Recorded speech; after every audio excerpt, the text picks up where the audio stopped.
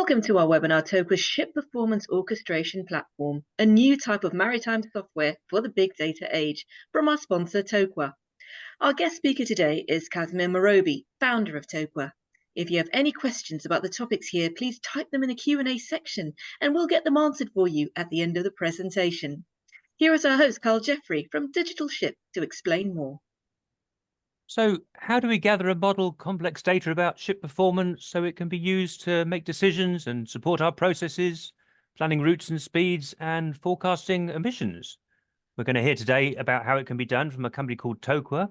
Toqua is going to introduce its Ship Performance Orchestration Platform. I want to make a broader point first about how the maritime industry is evolving. So there's two things we can confidently predict about the future. One is we're going to have much more different types of data, and it's going to be fairly easy to collect, but hard to get value from. And second is we're going to have increasingly complex operational processes as we try to maintain operational safety, efficiency, profitability, and do it all with low emissions, increasingly complex equipment on ships, higher expectations about environmental performance, and perhaps seafarers having shorter careers at sea. So the challenges of connecting the world of data with the world of operational processes is going to get harder and more important. And how do we connect them together? So I see the space that connects them as the digital modeling layer. So that's where we organize and compile and model our data so it supports the decisions and processes with the help of software and perhaps using AI. So we're going to be talking about vessel performance today, but the same point about needing a digital modeling layer can apply to all areas of maritime operations, so including commercial management, asset management and maintenance, operational processes, crew management and scheduling, safety and risks, and anything else. And we're planning for this webinar to be the first of a series of looking at different digital modeling layers in different areas of shipping. So back to vessel performance. So we're hearing that ships have suddenly gone from collecting a handful of data points every day, such as in the noonday report, to putting in sensors and gathering millions of data points. So that's very mixed data. Technical people use the term heterogeneous. It's very complicated to stay on top of the process of working with it, perhaps impossible to do without software if you've got more than a couple of vessels. So the data can be very valuable in reducing fuel consumption and emissions, but only if you can put it into a model. So Toqua's software, which we'll hear about today, gathers together your data and uses AI to build a model and gets understanding from it. And the output, knowing how the speed of the vessel changes as the engine power changes, can be used together with other applications where you're planning the voyage, including the routing and the speed, or you're making forecasts about your emissions. Toqua is based in Ghent in Belgium, and we're going to hear from Casimir Morobi, the founder. He only graduated in June 2020, and the company developed out of his master's thesis, but since then we've heard a lot from his company. They won an innovation challenge last autumn, organized by Class NK, for having the best system for working with standardized shipboard data. So please put questions in the Q&A box at any time, and we'll take them at the end. And I'd like to invite Casimir to start his talk. Cheers. Yes, thank you for the great introduction, Carl. I'll share my screen. First of all, thank you all for being here. So my name is Casimir. I'm the founder of Toqua. At Toqua, we decarbonize shipping very much with a focus on what's already possible today, and especially the areas where we can do so profitably. Today, I'm very proud to present our Ship Performance Orchestration Platform, which is brand new. It's a digital infrastructure to harness the potential of big data and AI in shipping. And this resonates very strongly with why we started the company originally 3.5 years ago. We saw that more and more ships were collecting data, more and more companies were getting big data, but very few companies were actually using it or getting the most out of it. And after we uncovered the huge potential in this data to reduce emissions and reduce fuel costs, if you treat it the right way and apply the right technologies, we decided to found Toqua to make sure that the potential of big data and AI is fully utilized in shipping, because it really is the low-hanging fruit in the short term on the decarbonization journey. So very happy to show you what we've done over the past years, and also curious to receive your questions at the end. I'll start with a general slide. According to some studies, the shipping's single largest cost fuel will increase over the next 7 years. So this is due to carbon taxes, and this is putting a huge pressure on shipping companies to decarbonize and become more efficient. Everybody's probably well aware of this, but at the same time, big data and connectivity is very abruptly arriving in shipping. So there's a surge recently in ships that switch overnight from noon report data, so a limited amount, let's say 30 points manually entered per day, to suddenly generating millions of data points per day, just like that, just from one day to another. And we see many companies are unprepared and are completely unable to use this data to work with it and to get the most out of it. So that is the situation as we see today in the industry. The big data potential in shipping is currently completely untapped. Collecting data is easy, but putting it to work is hard. So there definitely is the data. There's high value data, big data being collected, and it's being stored. It is there, but it's simply not being treated in the right way, and it's still simply not finding its way into all the end applications that then can benefit from it and then can help you save fuel, save emissions by using those insights and using the value of that data. And there's many reasons for this. Shipping is not an easy industry to do anything, basically. And one reason is the heterogeneity, like Carl mentioned, where, this data has different sources, different formats. You have probably a mixed fleet where some vessels are owned, some are maybe chartered in, they use different systems. So that already by itself is a huge challenge. And then distilling the right insights out of it and then feeding it into all the different applications, which also might vary over fleet, is very, very difficult. And so that is exactly the gap that we at Toqua bridge using our Ship Performance Orchestration Platform. We make sure that all the different data sources, the units, the different formats get extracted and aggregated into one uniform format. We clean the data to remove any faulty data. We then augment it with external sources to make the data even richer. And then we apply the right analysis techniques, such as AI, to distill the right insights from this big data. We then update and automate those models and those insights over time as performance, etc., changes. We monitor this whole process to make sure that it's up to standard, it's up to quality. And then if all is well, we distribute those insights and the relevant data to the right applications that can then benefit from it and help you save fuel and emissions doing so. So today I'll focus on what we're doing in this middle layer. How do we actually convert that big data, that sensor data, into value? And let's start with the obvious. More data by itself is not the answer. More data by itself leads to more noise. So traditionally, performance modeling was done using, maybe C-trial curves or noon report data. And as you can see on the left, this is often infrequent, but also often inaccurate data, leading to quite some inaccuracies. In recent years, as I said, more and more ships have been collecting sensor data, leading to a lot more data, but also a lot more noise. So just more data by itself is not the answer. And we see 3 challenges you need to overcome from a modeling perspective to go from this data to value. The first challenge is the noise from your secondary conditions. So the effect of waves, wind, draft, trim, current, salinity, water temperature, water depth, and many more you need to account for. So it's not just a simple 2-dimensional curve between speed and fuel. It's a very high dimensional problem, and you need to account for all these factors. Secondly, the challenge of modeling non-reference conditions. So almost all the models out there today, the traditional models, are based on C-trial curves, plus then maybe some correction factors and maybe some tweaking using noon reports. But at the heart, they always start from C-trial curves or similar. And these curves are really only valid for design drafts, design speeds, and good weather conditions. And once you want to start modeling the actual operational conditions of a vessel, which can be very different, they can quickly become inaccurate. So that's the second challenge. How do we accurately model all possible operating conditions? And then the last challenge is that the performance of a ship is constantly changing over time. So it's not just you make a single model and you're done. You need to constantly recalibrate and update to reflect for changes in hull and propeller fouling, paint degradation, cleanings, retrofits and energy savings devices, anything that might change the performance of a vessel. And these 3 challenges is what one of our core technologies solves, our ship kernels, our models.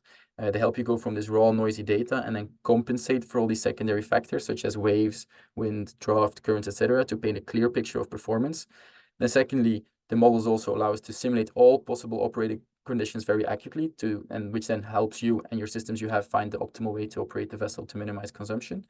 And lastly, the models are constantly retraining over time on the latest data to show today's performance, while also showing how performance has been changing over time. So that's one part, the models, and maybe a more technical way of elaborating this or showing the power of sensor data is we published this paper already 2 years ago where we compared the accuracy of different modeling methods. On the y-axis, you see the accuracy at a 5-minute frequency in modeling from speed to power. So it's every 5 minutes. That's why it's higher errors, because it's very small intervals. And if we look at just using a C-trial curve to model operational performance, you see there's an average inaccuracy of 22%. So that's rather large, but it makes sense because the C-trial curve is also rather a basic way to do so. If you then apply correction factors based on the relevant ISO standards, you'll get 14% inaccuracy. It's already a lot better, but still not great. And this is unfortunately what most systems are using today, a variation of this. And then finally, if you use sensor data and you apply the right modeling techniques like our ship kernels, you can see that the accuracy can be double as good. So that's a huge improvement. Now, this is for the ideal scenario where you have perfect sensor data, but we are experienced and realistic enough to know that nothing is ever ideal within a whole fleet. You might have some vessels with perfect sensor data, but then you might have other vessels with sensor data that have issues, or you might have some vessels that aren't collecting sensor data yet. So you always need a solution that can handle all possible scenarios. And so this is one example of that. Let's say you have a vessel that only has noon reports.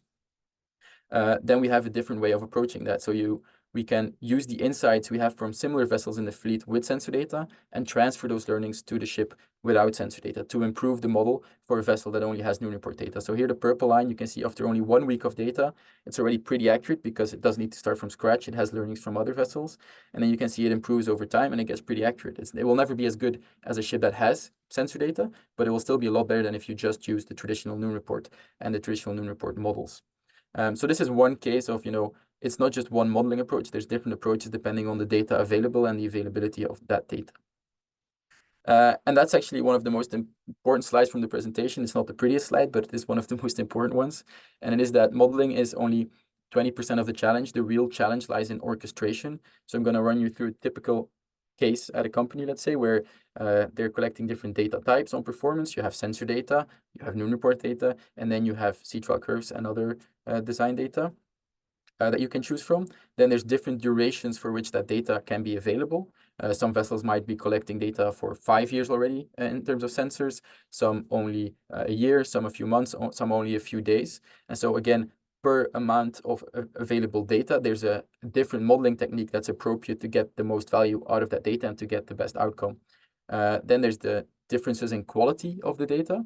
So some vessels might have perfect data quality, no issues. Then other vessels might have some variables that are not reliable or not good. And then other vessels might, have almost no data left that's useful.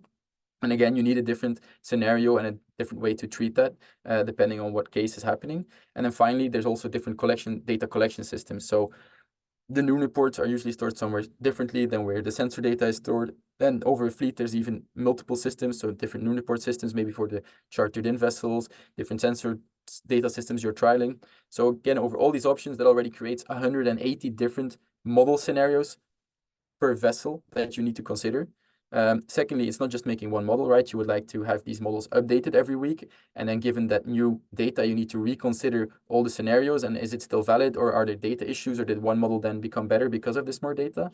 That you need to consider every week. And then you also want to feed these models and their updates into different end applications. For example, a routing tool, a voyage management system, or a performance tool, for example.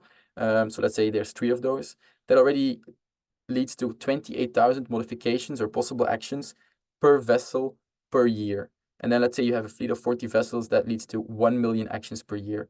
So the point I'm trying to make here is that if you really want to get the most out of your data and consider all possible options and all data quality issues you might face, and then find the best scenario for every possible vessel, and it's not a manual process. You can't be on top of this in a manual way. You need automation and orchestration to tap into the full potential of your data. This is no longer just a sea trial curve that you then recalibrate every few months. That's no longer this. If you really want the potential, you need a system to support you in that, because there's too many options. And so that is exactly what we do here. We make sure that, the heterogeneity in all the different data sources and where it's stored gets unified. You can use it. You can stay on top of it in terms of cleaning, augmenting it. There's different models applied, so it's not just a single model. There's different modeling options, and depending on what data is available, looking at maybe other data sources within the fleet that you can use, the best possible model will be made, will be updated, monitored, distributed, and then fed into those other applications. And important to stress is that this all happens in an automated way. But nonetheless, it's crucial that you, as an expert of performance and data, are in control of this process. And that's why a different way to show it is like this, where you have all the data sources, they feed into our API. We do a health check to make sure the data is good, and we flag issues. And then we make our models, which we call ship kernels. And then the insights of those models can be passed on via API into all the applications that can benefit from it. But at the same time, we have created an interface where you can see where you as a user can stay on top of your performance and follow this process as an expert. And that's what I'll be showing next, because this is super important to make sure that you can actually get the value out of data. You need to be in control of the whole process. So that's what I'll be showing right now. So there's a few screens here, but what I'm trying to show is the process or the checks you need in place to make sure that you can get the most out of your data. So the first one is a fleet view. Very simple. It serves as a general overview of what's going on. What do I need to tend to, let's say, in terms of data and value creation. So first, there's just 3 example vessels, and then you can see the data issues. So there's 2 vessels that are perfectly fine, and one has data issues. We can look at those later. And this is very important that you know when something is wrong with your data, so it doesn't just happen in the background and nobody's aware of it. Second is the model accuracy. So for each model, how accurate have the models been per voyage? Can I trust these models? In this case, it's pretty good accuracy. Then there's the overconsumption, which is how much is my vessel over-consuming in terms of fuel compared to right after dry docking when it was at its most efficient, like what's the excess fuel. And in this case, there's one vessel with 20%, which is a lot, so we can also look at that. And then finally, there is a predicted consumption for equal conditions. So for all vessels in the fleet, you can look, okay, for the same exact speed, weather, draft, and fuel type, what will be my consumption? And then it becomes an apples to apples comparison, let's say across the whole fleet to detect outliers or to compare sister vessels or what have you. So the goal is to just in one view, let's say you have 100 vessels that you can, okay, this is what I need to fix to make sure I get the most out of my data. And the first part would be the data issues. So let's look at that. There are a couple of checks we do here. The first one is on availability. Is all required data being collected, or are there gaps in the data? And here specifically, we found an issue that, for example, the RPM for the last weeks was not being collected. So it was dropped for some reason. And then we will automatically detect that and alert you. And one way to view it is like this, via an alert in the platform and the fleet view. But because our solution is API first, you can also get an API alert within an existing tool, or you can even enter a mail where then it is signaled that there is something wrong, and you can enter your own mail, or you can enter the mail of a third party who is responsible for, guaranteeing your data quality. So that's, for example, the issue they found here. Some RPM data is missing that should be resolved. Then there's also a raw data check, pretty straightforward. Here there's no issues, but let's say that the speed over ground, the value would be 200 knots. That's clearly impossible. We would flag that, and somebody could resolve that. Same for quality, which is a bit more advanced of a check. We look at certain relations between variables. So speed over ground, speed through water should be more or less one-on-one with then some noise, obviously, due to the currents. There's other relations like RPM power, which, should look like this. Power and fuel should be more or less linear. And in this case, everything is okay, but sometimes we see these shapes and these relations can be completely off, again, hinting that there is an issue. And then finally, there's the trends, which is our most subtle check, let's say, where we compare between NURN reports and sensor data, certain ratios over time, such in this case, for example, the SFOC over time should be the same as reported in NURN reports and sensor data. But we see here lately in the past weeks, there's been a discrepancy where the NURN reports are over-reporting compared to the sensor data, or the sensor data is under-recording. So again, that hints at an issue with data quality that should be looked at, and this is really one of the most valuable checks we have. So that's that. So this allows you to be in a fairly automated way in control of your data quality, because if you don't have anything like this in place, it becomes a mess, and then you can't trust your data, and then everything else later on breaks down. So this is a very critical part of getting the most out of your data, is the sort of system to manage your data quality. Then with the good data, we will make the models. And it's important to stress, we don't just make a single model. We look at what data sources could you make available to us? What do you have available? We remove the faulty data, and then we create the best possible model given the data sources that you have for that specific vessel. So in this case, we had all data sources, C12 data, and report sensor data, and we created 3 different models. I'm currently showing the one based on sensor data, so we will compare the 3 against unseen data in the NURN reports and unseen data against the sensor data. How accurate is the model? And for the sensor data model, we found it was the most accurate by far. So that's then the model that will be automatically activated to be used as ship kernel within your systems.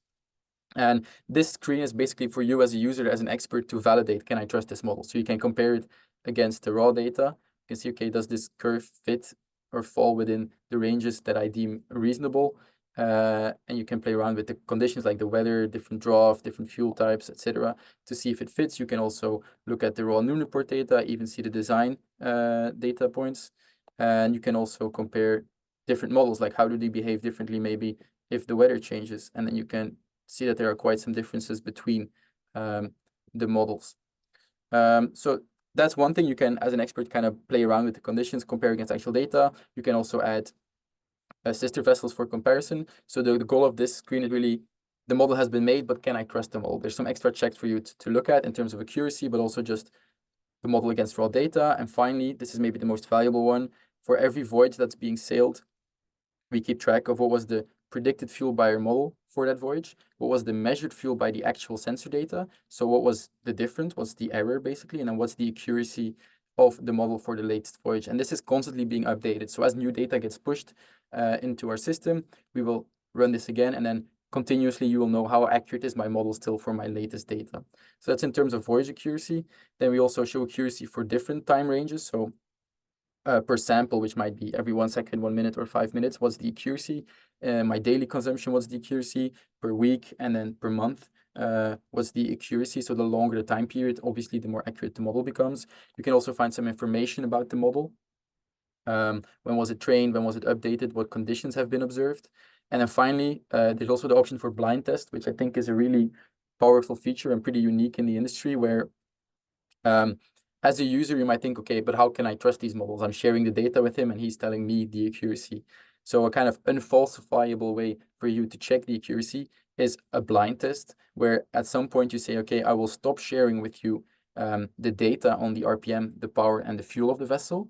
I will only share the location, the speed, and the time. You need to predict what the consumption will be along a voyage or maybe 2 voyages. And then after that voyage or 2 voyages have ended, we will show what the predicted consumption is by the model. And then they will upload the true data for the RPM, the power, the fuel. And then we can compare, okay, how far were we from the actual amount? What's the accuracy of the model for unseen data? And it's a really, as I said, unfalsifiable way for the user to make sure that the models really represent reality and are accurate. So that's just for an expert to check if they can trust the models. Then there's the ship kernels, which is just a screen. Once you trust the model, you can now use it, let's say, more flexibly, a bit more trust to say, okay, what if I sail at this draft, at this weather? And you can go much more granular in the advanced conditions. So you can just choose the before, but say, okay, this specific wave height, this wave direction, this wind speed. You can also choose different performance periods. So this is the latest performance, but maybe how was I performing half a year ago? And you can view it as a curve, but you can also view it as a table. So for these speeds at this draft, in this wave, at today's performance, what's going to be my speed, RPM, power, fuel? And this is obviously a very important table that then feeds into a lot of other systems. And it's important to note you don't have to do this manually, this changing of the system or changing the conditions. This is what our API does automatically and feeds into all the other systems. And then lastly here, we've been predicting all the time starting from speed, but you can also start predicting from different conditions. So what if, I instruct to sail at 50 RPM at this draft, this wave, what will be my resulting speed, power, fuel, emissions? And you can also start from the back and say, what if I want to use only 50 tons a day in these conditions? What's going to be my required RPM and my resulting speed? And then finally, one of the most important screens is the performance over time. So the models are constantly retraining on the latest data to reflect performance changes, which you want to see reflected in the end applications.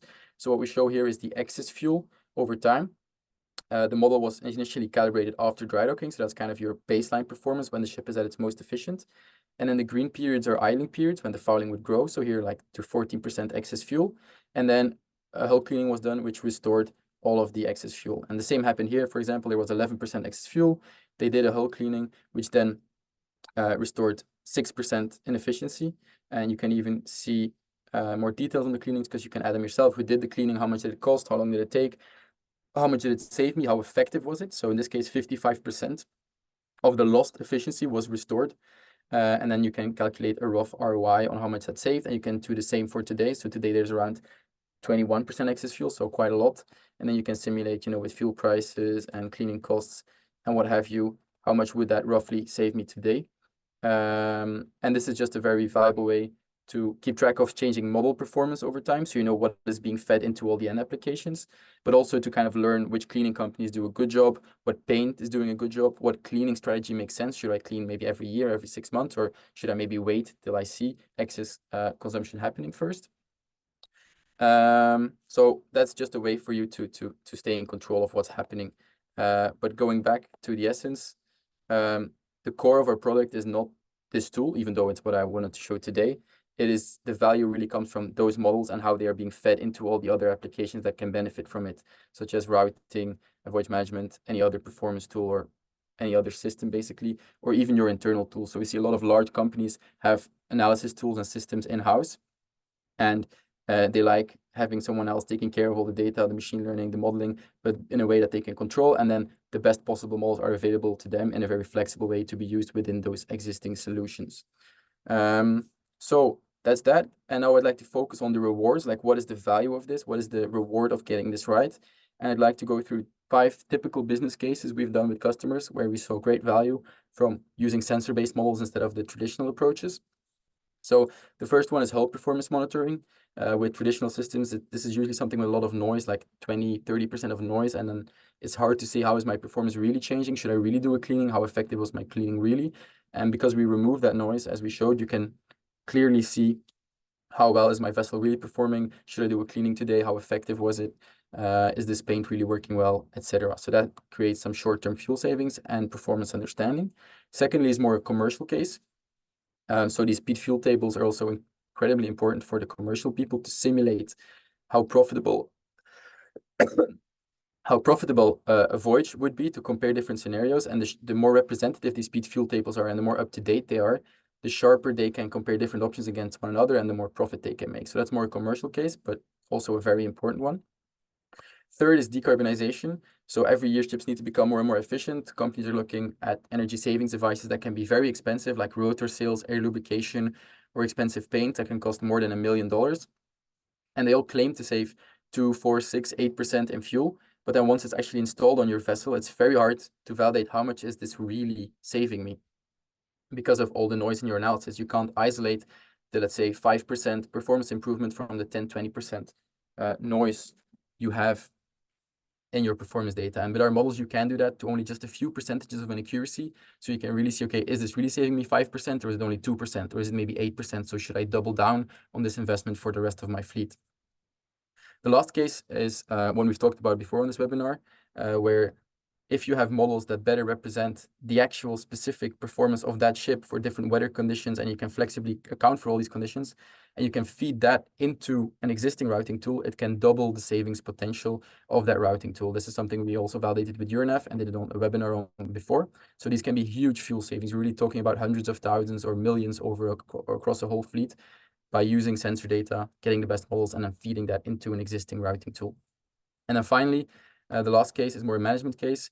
It is just in itself very valuable to have a single source of truth on performance across a company. There are many different departments with different software systems, and they all use different data points.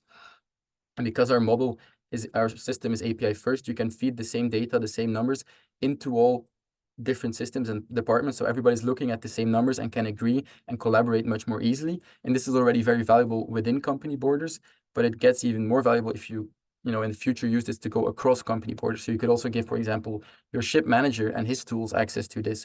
Or if you have a very good relationship with your charterer, you could potentially also give them access to demonstrate your performance, or to let their routing tool also benefit from these models so they can save more fuel, which then again benefits your CII, for example. So there's a lot of win-win things that can happen in the future if you want to be more collaborative. And then finally, the last slide is our takeaways over the past years of what to do to succeed at getting the most out of your sensor data. And I think there's 3 main lessons. The first one is, don't wait till it's perfect. Start using it from day one. It's really the only way to find issues and improve. We see a lot of companies installing sensors on a few vessels and then say, okay, let's now just collect data for a year or 2, and then let's look at what it does. But then you might only discover after 2 years that some sensor has been faulty since day one and everything's useless and you have to start from scratch. So the real way to go is just start using it from day one. You will find issues, but you will resolve them. And that's the only way to go forward.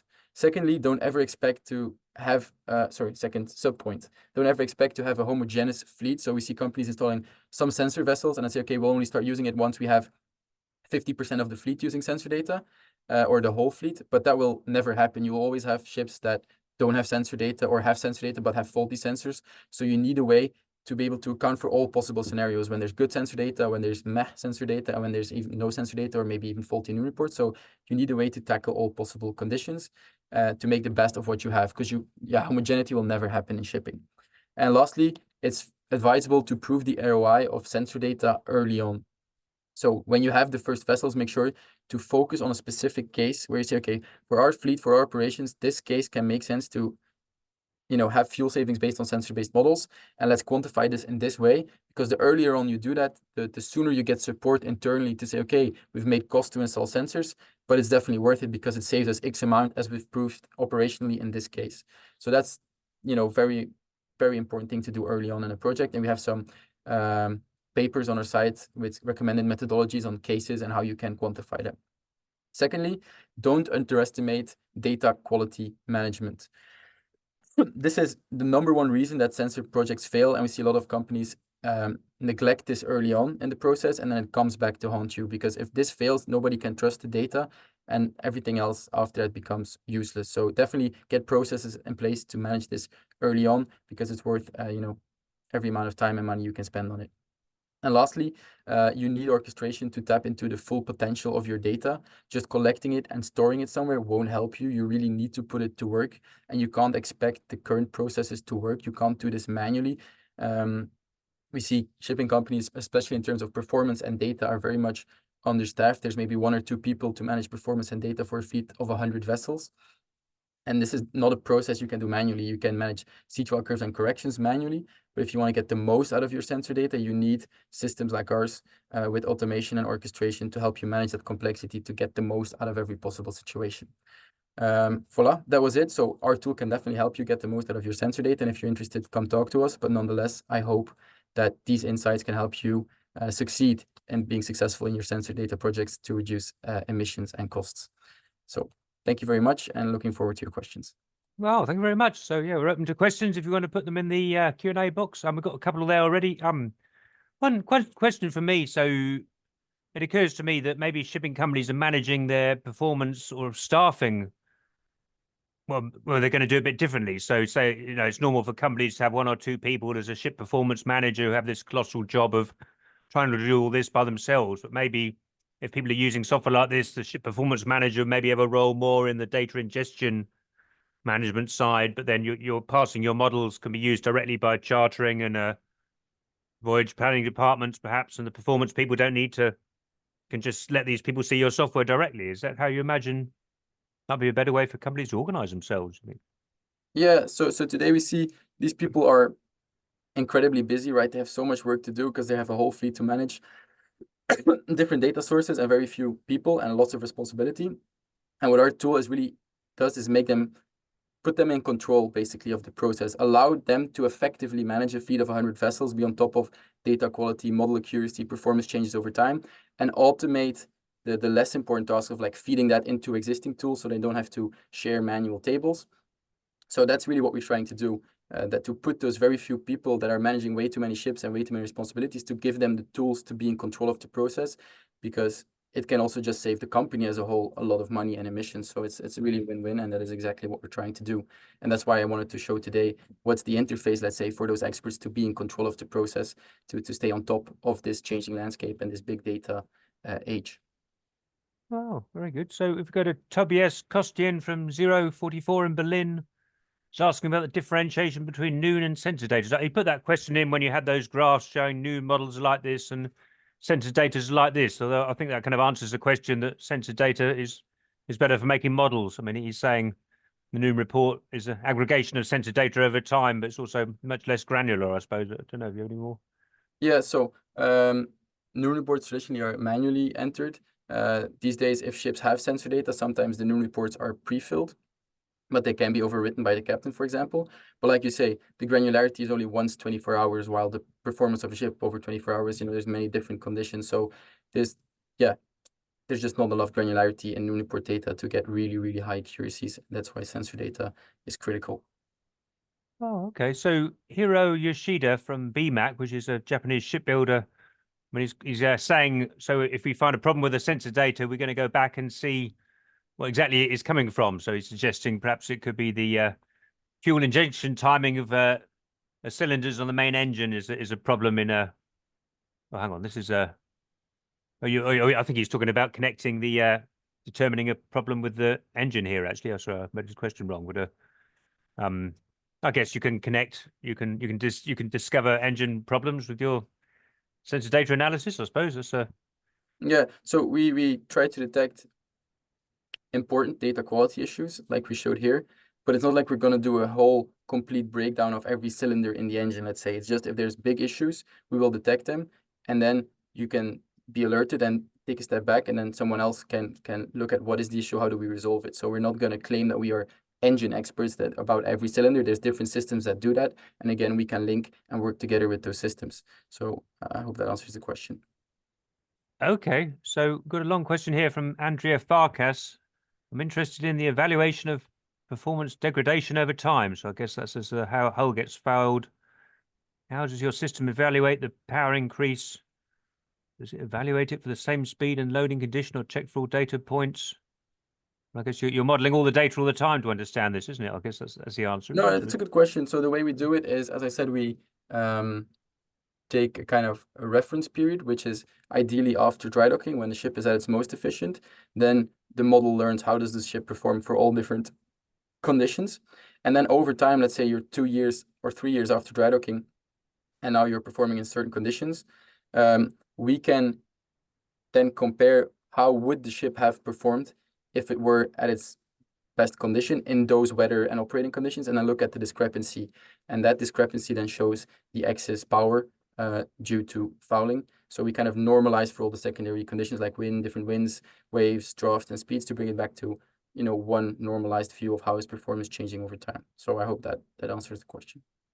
Oh, so Tan Ho is asking about accident investigation, legal liabilities. I can't think of any legal liabilities or anything in connection with accident investigation. I don't know if you. No, I don't think it's that's different per se realm. the scope of our system. Yeah, very good. So Mohammed Nizar Puvan Madathil. Yeah, how easy is it to point out a hull fouling issue to resolve it or engine boiler? I think you showed that in your slides, didn't you? I mean, you can see degradation over time, which is probably due to hull fouling. Well, because it could be due to Yeah, some exactly. other So problem. that's mostly due to hull and propeller fouling. And then you can simulate what would be the savings of doing a cleaning today. And then it would still be up to obviously the people at the shipping company to take care of that, to instruct and to schedule that. And then you can enter the event. And then after the event happened, new data will come in and we'll then see, okay, how did that change performance? You can add the event details and then you'll see, okay, was it a good cleaning? How much did it save me? So we will just give you the necessary insights to make the decisions. We will never tell you when you should do a cleaning because that is a very complex task that requires, insights on the industry, what paint, where did it sail, stuff like that. So we'll leave that to the experts inside the company to decide when to do a cleaning. But we'll just give them the insight so they can do so effectively. Oh, very good. I was trying to get my head around the whole data ingestion. I mean, it's not like any software like I've got my home computer, for example, but I guess software can receive data 24 hours a day. If it's a cloud system, I guess it comes in various subscription type services. I don't know if that's a...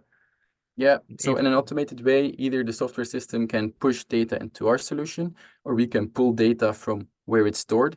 And that usually can happen at a frequency of, let's say, weekly. So every week, new data gets pushed, the necessary calibrations and updates happen, and then automatically it runs through the whole flow. And if the model changes at the end, that updated model is then fed back into all the end applications that then get the latest numbers. So that way, in an automated way, you can rest assured that the best, the most accurate, and the most up-to-date model is always being used by all your end applications. Oh, very good. So Chen Heng Wong from Wärtsilä is asking, does the platform, he's a data scientist, does the platform retain the models for the ship so you can compare the efficiency? You can say now we've gone back to how we were a year before. I suppose you must probably retain everything, but maybe I don't know if that's something you thought Yeah, through. that's a good question. So I think if the question is can you keep track of accuracy changes over time? Yeah, if you've got fouling that builds up and then you clean it, can you say, yeah, we're as good as we were when the ship is Okay, brand new that's now. the question. Yeah. Okay, yeah, well, I can think both. So the efficiency, you can indeed go back in time. So there's a datetime variable you can also enter via the API. So you can do it via the interface, or you can do it via the API. And then you can see how its performance changed over time, and you can go back all the way to the start when you first started sharing data. And the same we do in terms of accuracy. So you can see how the accuracy of the model changes over time. And you can also go back in time and see, okay, what was my accuracy back then? Maybe when I had less data, and how did it improve now that I have more data? So that is stuff that is available via the API. Oh, very good. Yeah, no, it's fascinating. Something else, you didn't, well, the emission trading scheme. We did a webinar on this last week. But I suppose that's also another use case for this. Perhaps it's something people are getting into slowly, but people have to predict what their emissions are going to be, so the charger can buy the emission credits. I don't know if that's something your customers have asked about, I suppose, or Yeah, will soon. exactly. So we are not at all in the space, let's say, of doing ETS and ETS management, not at all. But indeed, you need, if you want to forecast what's my expected, budgeting for this for the next year, you need to simulate what do I expect to consume over the next year for these voyages under these assumptions. And again, the better the models are, the better you can budget that. So that is, again, another case where our models can feed into another tool that then can be used to simulate that in a better way. So absolutely. Yeah, well, I guess we're sort of predicting on different time scales, because I mean, I guess the routing is sort of predicting on the next few weeks, but if you can also predict on the yearly time scale, then that's useful for giving information to charterers about your time charter emissions and ETS over the year and CIIs, and I guess it's a Yeah, absolutely. I mean, yeah, those are just some example cases, but in essence, in shipping, almost every single decision starts at the core from the speed to fuel relationship, and it's crazy how poor the understanding sometimes is within companies of the performance due to the traditional methods, the limited data, and just getting this right allows all decisions and optimizations on top of it to be much, much sharper and much more valuable. So that is one case, but there's so many different cases. I think everybody who works at a shipping company knows how important these models are for basically everything. yeah. But it's the transparency. I think that's amazing. That's what people are going to find very useful. It's not like it's saying how accurate the model is the whole time. You can say, it's very, very good to show people if people are skeptical about these numbers or showing a charter. I think that's very helpful, isn't it, to people? And yeah. So Sona Dulkadir, he's OPEX manager with Arcas Line Shipping. He's asking if we can have the presentation. So we're going to put the whole thing on YouTube. If you want the actual slides, perhaps Casimir will agree, but definitely we'll have it all on YouTube. It would be my pleasure to send them to him. It's great. Yeah. Well, why do you use the word orchestration, by the way? I suppose that's just you can use any word you like, I suppose, but we get the idea. You're bringing lots of data together and modeling, mapping it. Because it is orchestration in a way. It's like there's so many different possibilities, right, within a fleet where some have new reports, some don't, some variables are working, some have issues. So there's so many different scenarios that you have to link to the right model. And then at the same time, it's a changing process over time. So new data gets added every now and then, maybe data corrections happen, and you need to make sure that everything plays nicely together in an automated way, because there's so many things going on that a human could never do it manually. So that's why you need that orchestration to make sure that all the data is utilized to the fullest potential and then fed into all the right applications at the right time as well. So that's kind of the orchestration part to it. Yeah, that's very good. Do you want to say anything about the integration and the APIs? When you mentioned you integrate with a lot of companies and you say you've got APIs, but there's no sort of data standard. So I imagine it's still quite difficult to do these integrations, is it? But I suppose you try to make it as easy as possible to. Is there anything you'd like to share? Any thoughts about that? Or? Yeah, no, we do try to make it as easy as possible because we believe that the future of maritime, it's powerful to have an ecosystem of different best-in-class solutions to work together to create the best solution overall. And then you need to share data. You need to be able to work together. And so we have our API documentation, which is public. Everybody can see it, how they can push data to our system, but also how they can call predictions and use our models within their own systems. We're very public about that. And we try to respect industry standards, but like you say, there's many industry standards. Maybe interesting to mention is that we also part of SMN, which is a council that also recently released a recommended standard on how to format noon report data. And for example, in the future, there might be one on sensor data. So we're really trying to work towards the standardization so these integrations take as little work as possible. But even then, we see it's really not that much of work as long as both parties have well-documented APIs or ways of working. It's a negligible amount of work to link up. Yeah, I'm imagining there must be software asking questions like, give me the emissions of this proposed voyage or something, and sending it to your software and you give them an answer back. Is that how it works? Exactly. That could be an example. Chartering or routing software or... Or the actual model itself, I guess you can't share that as an API, I suppose. You can just ask it questions. You can share the output and even Okay. a replica or like a kind of a replica of the model you can share and then use on their side. But, it needs to keep being updated all the time. So that's why, you still need the API access, but you can get a sort of replica version of the model and then store it locally. For example, for routing, right? You need to make millions, even billions of predictions. So you can't wait to make a new API call for every time. So they can store a sort of replica of the model locally that they then run within their routing. And then every time the model updates, they can pull in the new replica of the model and then use it locally. So that's definitely possible. Okay. There's a data standard for it, or I guess as you work out your own way for each individual On the integration? model, we have made our own because there's not Yeah. a lot of standards on this. But we're very much open to standardization. All for it. Yeah. Oh, it's fantastic. Yeah. Another thing I've been talking about is 3D ship models, because there's a lot of shipyard software companies are pushing this idea. I don't know if that would help you if you had a 3D model of the ship from the shipyard. Would that make it easier to model performance, do you think? Or maybe Yeah, not? I mean, there are certain specifics about the vessel we need to know, but then having a whole 3D design is not something that we need per se. It's a bit overkill. It's more for the design phase maybe and other applications. Oh, that's fantastic. Well, that's I don't have any more questions myself, and there's no more on the board. I don't know if you want to give any closing remarks, or if I don't, how will people go next if they want to try this out? Are you open to trials and this kind of thing? Yeah, Want to give- absolutely. So closing remarks is basically we see a lot of potential for sensor data. We see a lot of more and more companies are collecting sensor data, but very few companies are actively using it and getting the most out of it. And that's kind of the bridge we want to form. So if you are in that situation today, you are collecting a lot of sensor data and you feel there might be more to it than what you're doing today, definitely get in touch with us. We'll be happy to set up a session and explore some cases, get some early wins to prove how this can create value, to then increase also the adoption of sensor data and big data and technologies like ours across the whole fleet would be our pleasure. And to get in touch, you can, send me on LinkedIn, or you can reach me at Casimir@Toqua.ai or info@Toqua.ai or sales@Toqua.ai. It will reach our way. So feel free to get in touch, and happy to be here today and share our experiences. Yeah, it's all cloud-based, so no software installation. You just need a data stream to get started, I guess, don't you? Exactly. Yeah. Well, thank you very much. I think this has shown a vision of the future. I think this is what all companies can have something like this, I think. And I can't see any other way of doing it. And yeah, thanks. And I shall pass back to Farah for the closing words. Cheers. Thank you to our guest speaker, Casimir Morobi from Toqua, and to all our viewers. We'll be sending you a YouTube video link soon with contact details if you have any further questions. Join us for our next webinar with Digital Ship on the 20th of February, which you can book online at our website. Goodbye. Bye-bye. Bye.